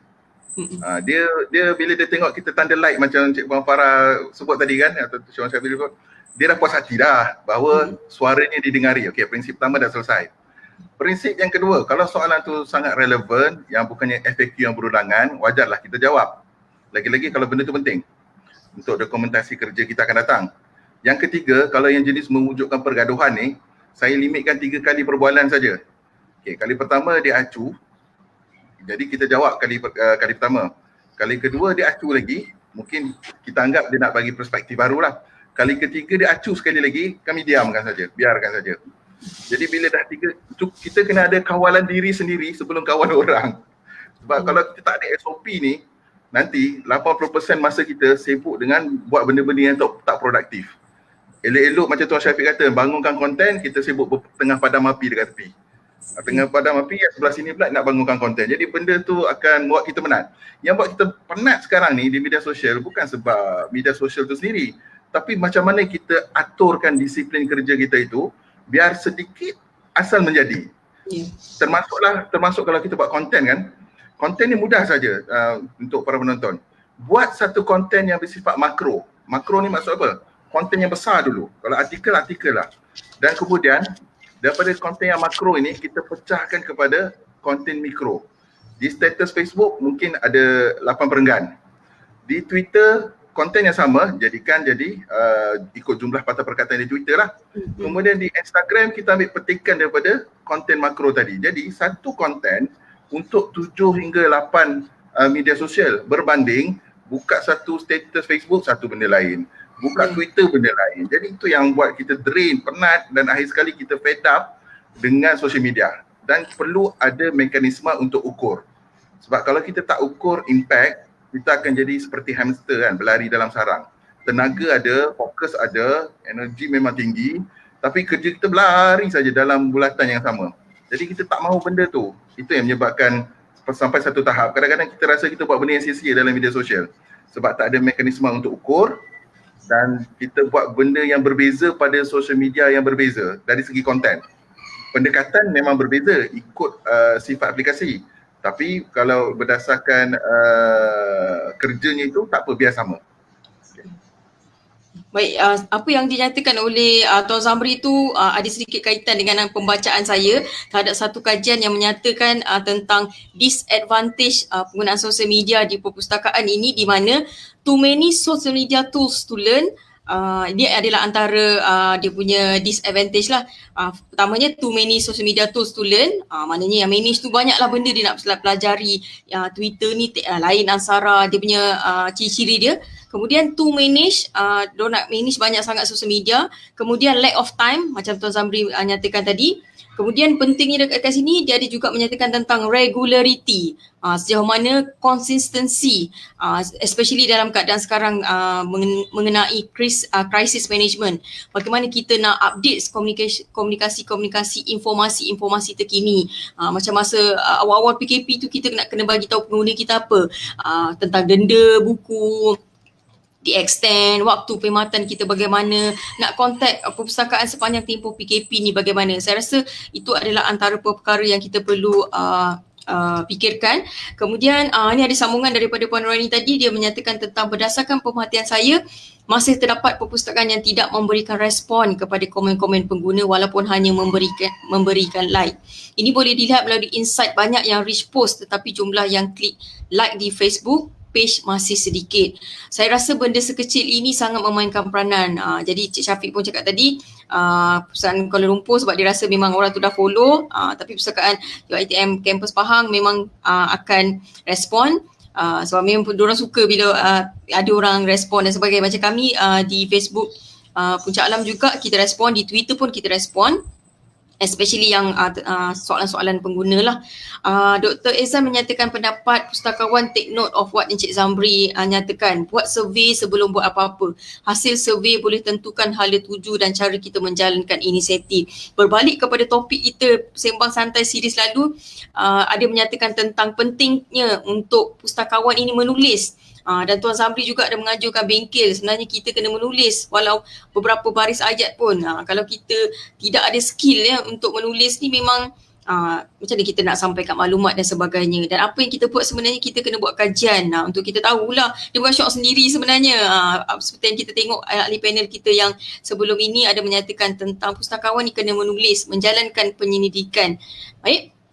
Ada juga seterusnya ini soalan daripada Tuan Saiful daripada Perpustakaan UPM. Soalannya kepada Tuan Zamri, adakah kita perlu wujudkan apps tertentu sebagai daya penarik untuk menarik minat pengguna menjawab soalan-soalan survey dan dikongsi dalam media sosial?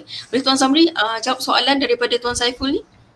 Baik, terima kasih Tuan Saiful atas soalan ini. Yang pertama, kita jangan keluarkan duit buat aplikasi baru. Lebih baik gunakan duit tu untuk buat marketing. Sebab kita kena tahu bahawa pembaca dia ada 4 fasa. Satu, sebagai stranger, orang yang tak pernah jumpa kita. Yang kedua, bila dia dah kenal kita, dia akan jadi prospek. Dia belum lagi jadi pengguna lagi, tapi dia dah tahu apa yang berlaku. Yang ketiga, dia adalah consumer kita, customer kita, pelanggan kita. Dan yang keempat, sebagai fan. Bila fan ini yang paling best lah. Apa yang kita letak semua diterima. Jadi pembangunan pembaca itu berlaku dalam 4 fasa. Okay, menjawab tentang soalan aplikasi tadi, pada saya gunakan apa di tangan. Kami sendiri 100% menggunakan aplikasi yang percuma di internet. Contohnya Typeform, Typeform, Typeform ni bagus sebab apa? Dia mempengaruhi pengguna untuk menjawab survey dalam keadaan yang sangat selesa. Tak begitu statik, tak begitu mechanical. Orang rasa macam, aku dah jawab survey ke? Sebab dia sangat visual dan sangat mesra pengguna. Dan yang paling popular adalah seperti yang Puan Farah Wahidah buat lah selama ni, iaitu Google Form. Hatta sekarang ni pun kami dah tak buat website dah pun. Bila kami buat acara pun, Google Form tu lah yang jadi website. Masih lagi, impact dia sama. Yang mempengaruhi apa? Kita faham bahawa apa masalah pembaca dan apa hasil kalau dia membeli buku tersebut atau menyertai acara tersebut, dan ini adalah dia punya ciri-ciri yang akan dapat diterima kalau dia menyertai ataupun membeli buku tersebut. Sebab yang paling penting adalah apa yang dia baca itu jelas pada dia faham dan benda tu dia perlukan. Solusi kan. Kalau dia nak entertainment lah. Dan yang seterusnya mungkin saya boleh tekankan sedikit tentang isu aplikasi dan sebagainya. Kadang-kadang ada yang menggunakan kaedah survey dengan ganjaran. Dan ganjaran ini tak semestinya ganjaran yang berbentuk fizikal. Kadang-kadang makan tengah hari dengan pustakawan pun satu benda yang mengujakan juga. Kita rasa tak ada apa-apa sebab itu rutin hidup kita dah 10 tahun, 15 tahun kerja kan. Tapi orang luar macam saya, macam mana kau lupuskan buku, sebab buku ni naskah fizikal tau. Sampai satu masa kita nak tahu juga macam mana pelupusan dibuat. Jadi pada orang luar itu exclusivity. Pada kita itu rutin. Sebab itu kita kena faham persepsi orang di luar, dan persepsi itu kita gunakan untuk tarik orang masuk ke dalam survey kita dan sebagainya.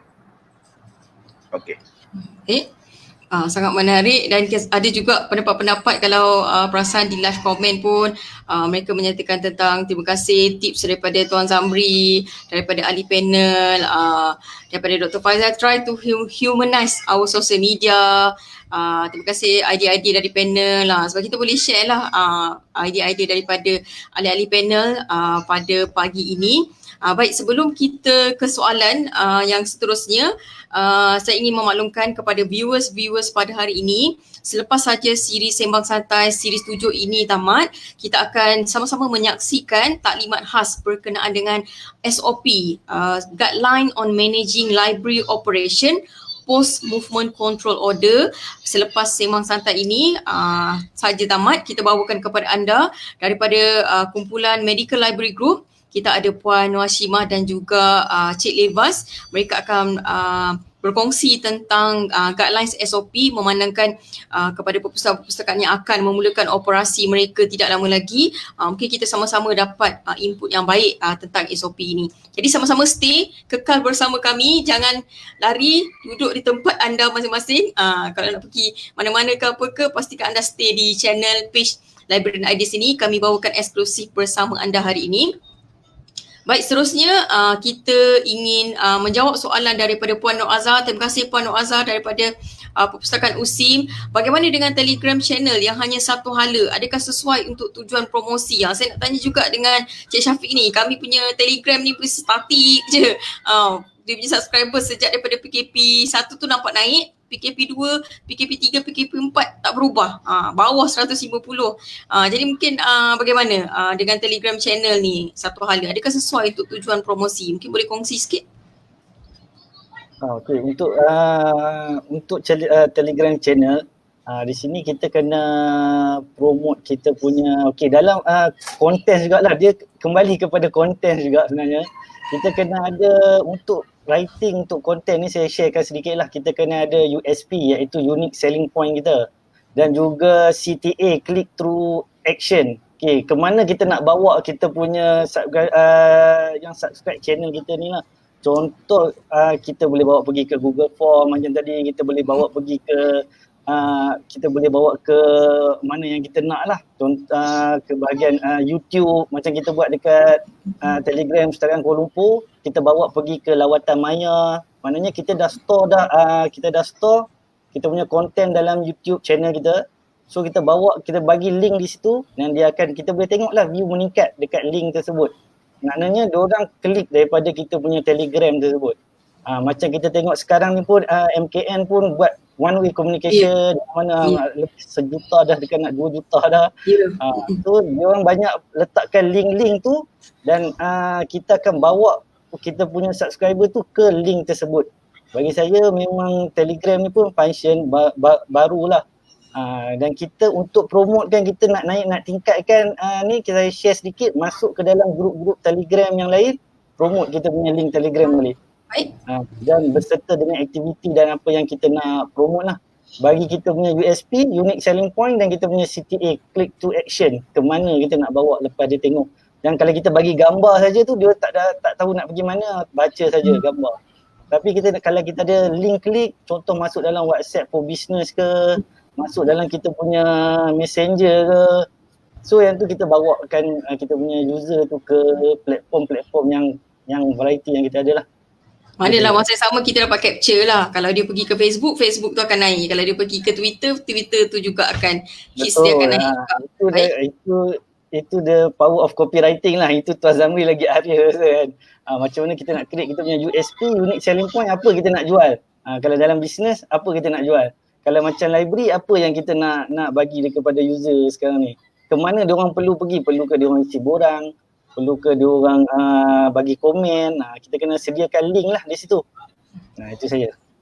Baik, Puan Farah pula mungkin boleh berkongsi bagaimana Telegram di Perpustakaan UiTM Pahang. Okey, macam Tuan Syafiq cakap saya sangat-sangat setuju especially bila part kita kena try and error. Macam sebab Telegram is new. Okey, MKN buat, CPRC, KKM buat, ada banyak lagi yang badan-badan organisasi yang menyebarkan maklumat melalui Telegram channel yang kita boleh tengok subscribernya makin meningkat semasa PKP inilah. Dan selebriti-selebriti juga sekarang dah start dah guna Telegram macam Neolofa. Saya pun tengok juga, bukan apa. Kita nak tengok macam mana dia buat. Macam Hariza Helmi pun ada juga buat. Okay, so dekat sini personally saya tengoklah trend dia macam mana. Saya setuju macam Tuan Syafiq cakap tadi, pada pendapat saya, sebab kami sendiri pun betul, kami memang ada 500 plus subscriber, but then dia macam ada sikit turun 1, 2. So macam pelik, kenapa turun? Walaupun 1, 2 kita kena tengok kenapa turun. Dan juga tak naik-naik banyak sangat, memang still 500 tu, but then dia macam tak ke depan sangat. So dekat sini kita boleh tengok macam yang Tuan Syafiq cakap, saya ada mungkin tengah nak try, saya share lah Isnin kita kena ada apa yang kita nak bagi. Contoh Isnin kita bagi tahu, okey, Isnin saya akan kongsikan bagaimana tip untuk mula membaca. Selasa kita share pasal bagaimana tip untuk kurangkan stres ketika belajar. Kalau audiens kita student kan. Yang ketiga, hari Rabu kita buat pula untuk bagaimana membaca laju. Hari keempat kita Khamis kita bagi tahu. Hari Khamis ni kami akan kongsikan kata-kata daripada mereka-mereka yang petikan-petikan buku, buku apa kami akan share. Apa buku yang anda patut baca hari ini, hari Khamis. Jumaat kita bagilah kerohanian sikit kan. Jumaat tu apa yang nak bagi dekat situ. So bila kita ada step yang kita nak bagi, orang kalau kita tak cakap pun orang boleh tahu. Selain daripada kita bagilah link-link macam Tuan Syafiq cakap kan, go to there, it's very good. Okay, tapi yang ini sebab kita nak maintainkan, nak jaga yang dah subscribe dan kita nak tambah lagi orang untuk subscribe. Boleh tengok juga kot, macam selebriti dia lain. Neolofa, orang memang nak tengok dia buat apa. Dia boleh makan ke rumah apa pun orang nak tengok. Macam kita ni lain sikit keadaannya. So kita kena, mungkin pada pandangan saya begitulah yang boleh kita buat. Itu sahaja daripada saya. Thank you Pandiana. Mana kita ada tema macam wanita hari ni lah. Isnin dia ada topik apa, Selasa dia ada topik apa. Mungkin kita boleh buat strategi itulah di Telegram channel kita. Baik, menjawab soalan daripada Puan Azhar tadi. Dan saya rasa soalan yang seterusnya daripada Azizan Arsyad ni saya nak tanyakan pada Tuan Zamri. Bagaimanakah untuk mengetahui tahap kepercayaan pengguna dengan sosial media yang digunakan? Bagaimanakah untuk mengetahui tahap kepercayaan pengguna dengan sosial media yang digunakan? Saya kurang jelas sedikit soalan ini. Adakah bermaksud trust pengguna tu dengan sosial media? Kita balik pada fundamental sosial media itu sendiri. Untuk mencipta mesej yang berpengaruh, dia ada 4 perkara. Pertama, frekuensi, kekerapan. Hatta kalau cerita bohong, kalau cerita hari-hari pun orang percaya. Dan benda tu dah dibuat pada waktu Perang Dunia Pertama, Kedua lagi. Mereka akan tawan tempat yang paling tinggi untuk letakkan stesen radio, dan setiap hari kerja mereka adalah bagi propaganda. Ya. Itu satu, frekuensi. Yang kedua, mesej. Apa mesej yang kita cuba sampaikan? Mesej tu tadi kembali pada 2 perkara tadilah. Adakah dia berbentuk solusi ataupun entertainment? Benda-benda yang bersifat perkhidmatan dan sebagainya ni adalah yang utamalah. Tapi dia perlu ada model sandwich kat situ. Sandwich iaitu nak cerita benda yang berlaku dalam perpustakaan, perlu ada benda yang didatangkan bersamalah untuk membina perhatian orang. Frekuensi, mesej, audience. Adakah kita memperolehi audience yang betul? Okay. Ketakutan saya sekarang adalah kita nak bercakap untuk semua orang. Bila kita menawarkan, termasuk buku lah, bila saya buat buku, okay, kata saya buat satu buku ni untuk bacaan siapa? Untuk semua rakyat Malaysia. Memang tak ada siapa yang akan baca buku tu. Sebab buku tu dia jadi macam rojak. Orang tahu rojak ni sedap. Saya dah bercakap benda ni sebelum buka puasa, minta maaf ya semua. Rojak tu sedap, tapi tak ada siapa yang tahu yang sedap tu apa. Yang kuah kacang dia ke, taugeh dia ke, sengkuang dia. Yang itu kita tak tahu. Jadi semua orang ni sekarang ni, kita ni memang ada benda yang terhidang enak ni. Tapi hidangan ini bila dia terlalu umum, orang tak dapat mengingati dan merasainya sebagai personal experience. Jadi kita kena tetapkan mesej kita ni untuk audiens yang mana. Macam yang Puan Wahidah kata lah, kalau Isnin untuk Hari Wanita Berkejaya, maka semua kontennya tentang wanita berkejaya. Jadi kawan-kawan yang berkejaya ni, dia akan dilatih seperti mana orang dilatih menunggu jam 8 malam untuk buletin utama. Sebab manusia ni adalah manusia yang diurus dengan tingkah laku yang berpattern, bercorak. Jadi yang itu kita akan ulang-ulang dan dekat situlah tahap kepercayaan akan naik. Dia senang saja. Kita berkahwin dengan pasangan kita sebab kita nampak satu pattern yang konsisten.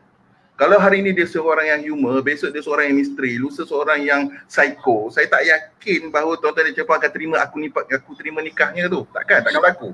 Sebab konsistensi kita mewujudkan kepercayaan bahawa ada satu benda yang kita boleh pegang.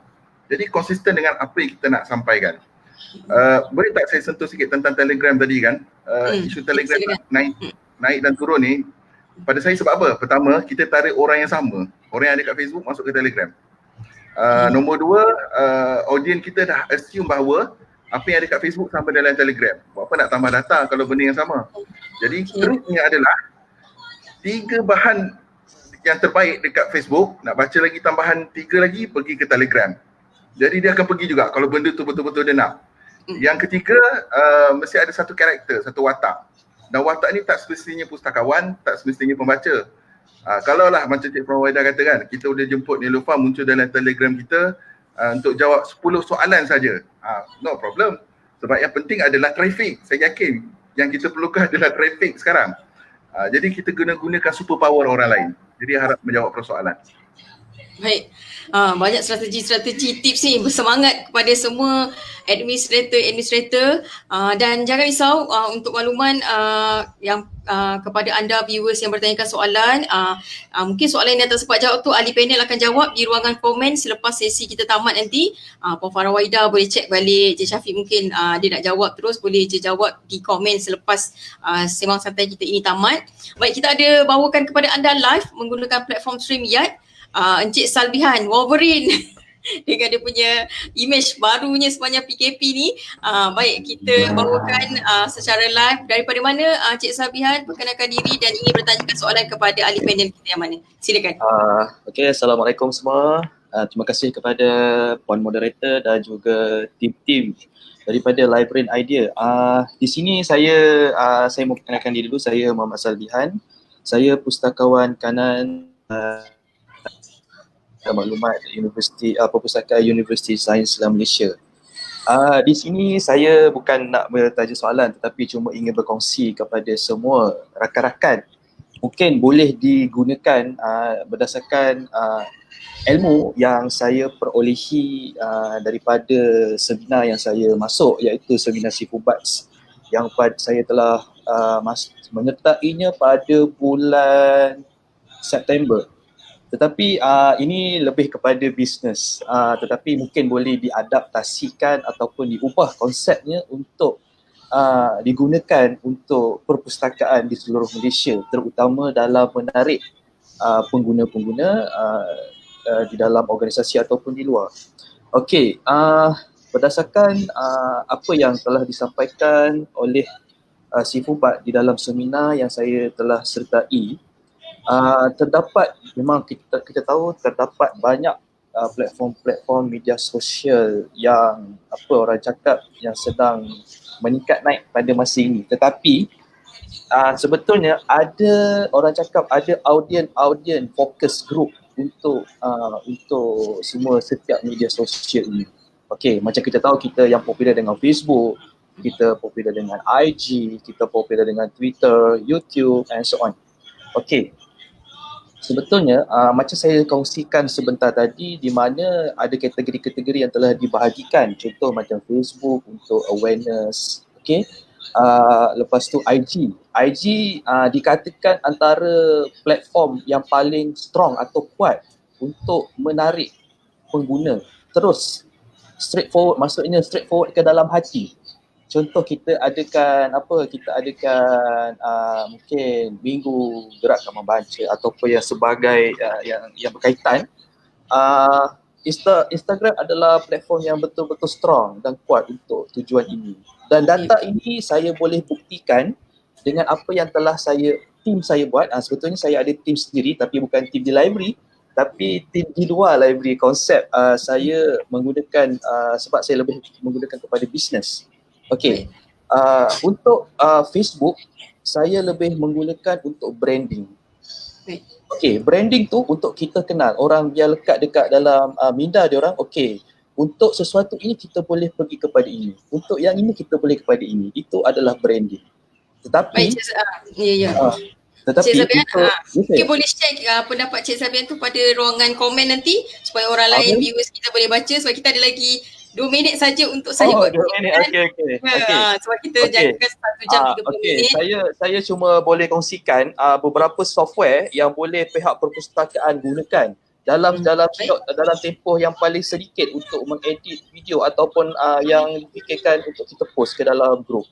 Iaitu boleh kita gunakan Quick, InShot, IntroIte, Storylight, Insta Story dan Mojo. Okey, satu lagi Canva. Canva ni adalah semua free software. Boleh gunakan bermacam-macam aplikasi yang boleh menarik. Satu lagi copywriting. Copywriting kita kalau boleh jaga terlalu skema sebab orang ataupun kita punya viewer sangat terkesan dengan kita punya copywriting, dan untuk posting dalam Facebook ataupun mana-mana media sosial jangan terlalu kerap. Apa yang dibagi cadangan adalah dalam tempoh 2 hingga 3 jam baru kita update yang baru. Sebab boleh share nanti Cik Safian. Ya, boleh, tak ada masalah. Yang software tu boleh share di bahagian komen kita di page Library Ideas supaya ia menjadi satu perkara yang bermanfaat untuk perusahaan-perusahaan lain dan organisasi lain untuk tiru dan aplikasikan juga penggunaan media sosial ini. Terima kasih kerana bersama dengan kami. Mungkin akan jemput sebagai ahli panel untuk topik-topik yang berkaitan. Baik, terima kasih bersama dengan kami. Baik, tanpa membuang masa, kita memberi setiap seorang membuat kesimpulan tentang topik kita pada hari ini berkenaan dengan tajuk impak media sosial terhadap perkhidmatan perpustakaan, dan kita ada masa dalam masa seminit saja lagi. Silakan Cik Syafiq kesimpulan. Mute. Mic tu mute kan? Unmute. Okey, untuk kesimpulan ni saya ingin menyerulah semua organisasi untuk tengok balik kita punya norma baru ni dengan menggantikan social media ni. Kita buat periklanan menggunakan social media untuk menggantikan seperti brochure, flyers ataupun banner, sebab ia adalah lebih spesifik dan kita boleh target audience kita lebih strategik lah dengan menggunakan platform social media ini. Dan juga saya ingin mengambil kesempatan ni juga ingin menyeru semua perpustakaan untuk bersama-sama mengadakan program-program dan aktiviti secara maya sempena dengan Kuala Lumpur dinobatkan sebagai Ibu Kota Buku Dunia 2020. Iaitu singkatannya KLWBC 2020 yang kita dinobatkan pada 23 April yang lepas, sehingga tahun hadapan iaitu pada 22 April 2021. Untuk setiap aktiviti tu gunakan hashtag caring through reading ataupun hashtag Malaysia Membaca. Itu sajalah dari saya, Moderator.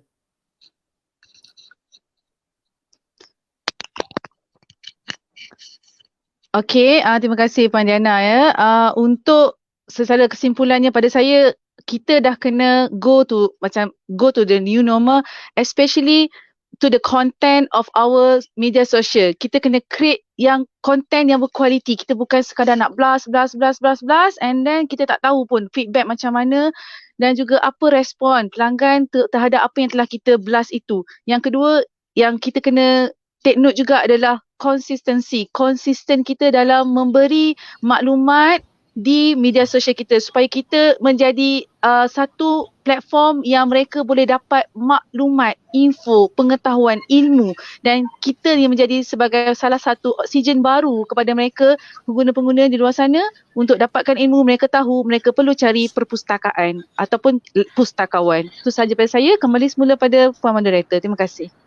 Terima kasih Puan Farah, dan akhir sekali kepada Tuan Zamri, mungkin boleh simpulkan tentang topik kita pada hari ini, kesimpulan. Okey, baik.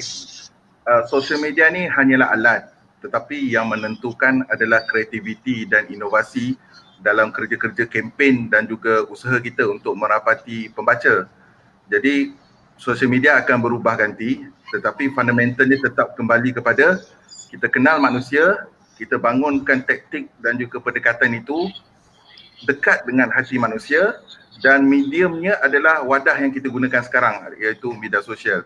Dan selari dengan apa yang disebut tadi, KL World Book Capital, kami di bawah Persatuan Gerakan Penulis Malaysia menjemput tuan-tuan dan cik puan melayari sekolah penulisan Ramadan.com. Di situ ada hampir 1,200 orang penulis yang sedang bersiap sedia untuk mengikuti kelas selama 15 hari Virtual Summit di sekolah penulisan Ramadan.com. Jadi saya jemput para pustakawan untuk mengikuti acara ini. Terima kasih.